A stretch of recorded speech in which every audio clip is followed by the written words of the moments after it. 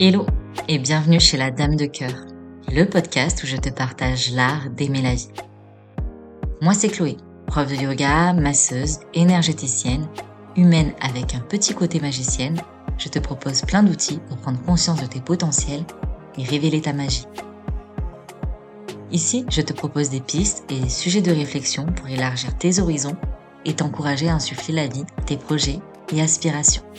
Si tu souhaites faire le plein de bonnes vibes, d'inspiration et de motivation, compte jusqu'à 3 et ensemble, on y va.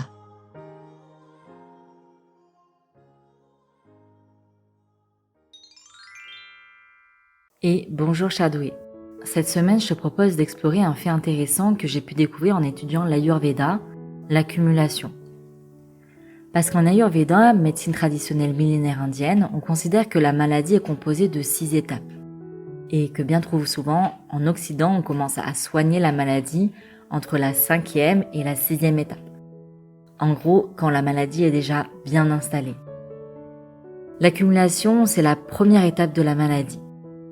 On peut accumuler la fatigue, par exemple, et si on ne prend pas le temps de faire une pause, alors le corps commence à faire sentir d'autres symptômes qui certainement demanderont plus de temps qu'une simple sieste ou journée off pour nous remettre sur pied.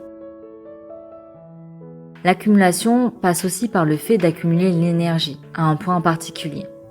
Cela peut se produire lorsque nous digérons mal une émotion, que l'on vit mal un événement et que l'on garde pour soi ou bien qu'on refuse d'accepter, qu'on rejette. Ici, on peut choisir de s'exprimer pour éviter que le mal-être ou l'émotion s'imprègne dans notre corps.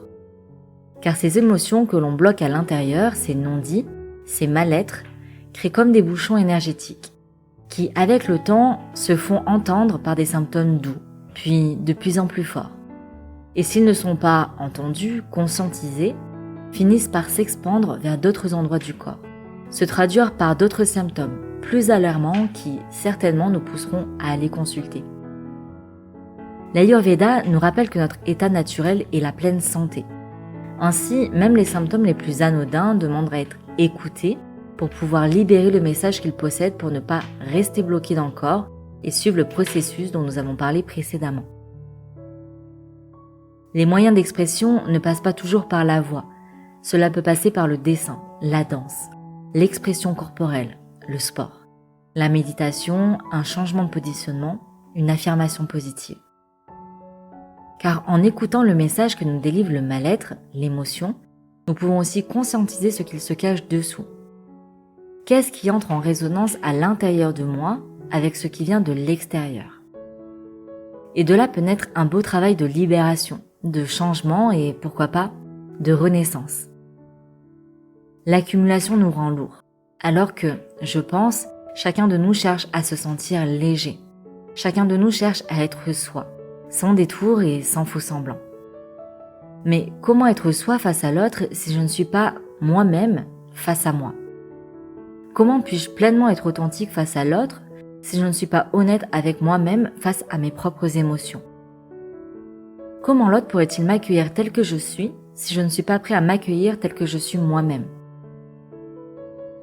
Comment se sentir léger si j'accumule mes émotions, mes ressentis, qui avec le temps pourraient devenir si lourds et me faire noyer sous mes vagues à l'âme? Je sais que c'est pas toujours simple, que certaines émotions nous font peur, comme la peur elle-même, la colère, la tristesse. Cependant, si nous les contenons, elles finiront par mettre à mal l'environnement dans lequel nous les enfermons, et donc notre corps, ou parfois même notre cœur. Quel pas sommes-nous prêts à faire pour nous sentir légers, pour pouvoir avoir la joie d'être pleinement soi? En étant pleinement soi, je ne parle pas du fait de renier le fait que nos émotions nous appartiennent. Après tout, elles sont la résonance entre ce qui arrive de dehors et ce que nous avons dedans. Et bien que nous ne puissions pas changer ce qui est dehors, nous pouvons transformer ce qui est dedans. Et je dis bien transformer, pas changer ou échanger. Nos émotions sont des messages, elles sont associées à l'eau, comme à la lune. Et avec elles, nous pouvons mettre en lumière l'ombre, profiter de l'ombre pour faire briller, ou encore arroser et nourrir les graines dedans qui ne demandent qu'à fleurir pour nous faire grandir. Vois-tu, pour germer, une graine ne se cache pas sous les apparats. Elle part de ce qu'elle est et de ce qu'elle a déjà, et avec l'aide de l'eau et de la lumière, elle s'élève. Ainsi, tu n'as pas besoin de contenir un océan pour montrer que tu es grand. Tu n'as pas besoin de serrer les dents pour montrer que tu es fort.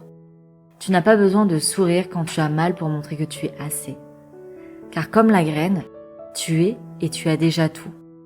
Et lorsque tu comprends que le monde qui t'entoure est à la graine ce qu'est l'eau et la lumière, alors tu t'élèveras en comprenant que comme la vie qui t'entoure, la vie qui t'habite est elle aussi mouvement, changement, cyclique.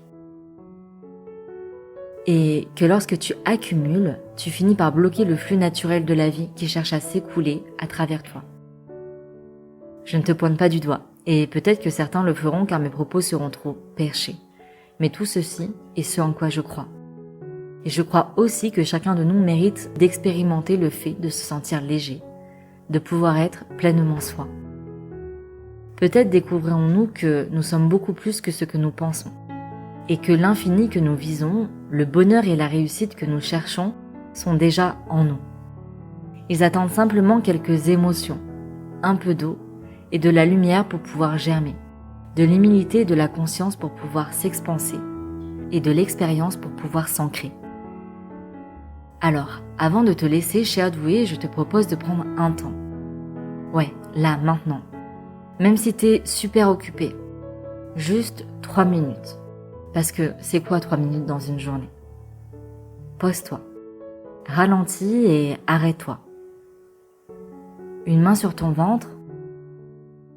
Une autre sur ton cœur. Respire.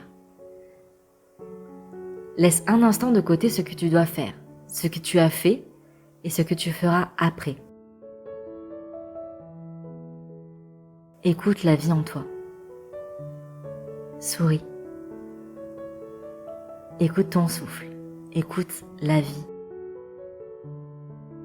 Et choisis un mot, une phrase positive pour ta journée ou pour ta semaine. Respire. Laisse ton souffle imprégner ton corps de l'énergie de cette phrase, de ce mot. Ressens la légèreté. Souris. Respire. Et va.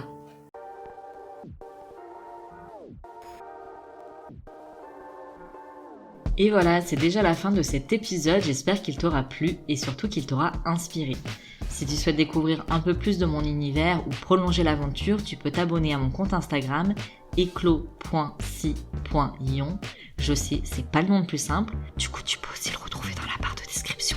Dans tous les cas, on se donne rendez-vous la semaine prochaine pour un nouvel épisode et d'ici là, je te souhaite une belle semaine et t'envoie full love sur ton joli cœur de douée. Prends soin de toi.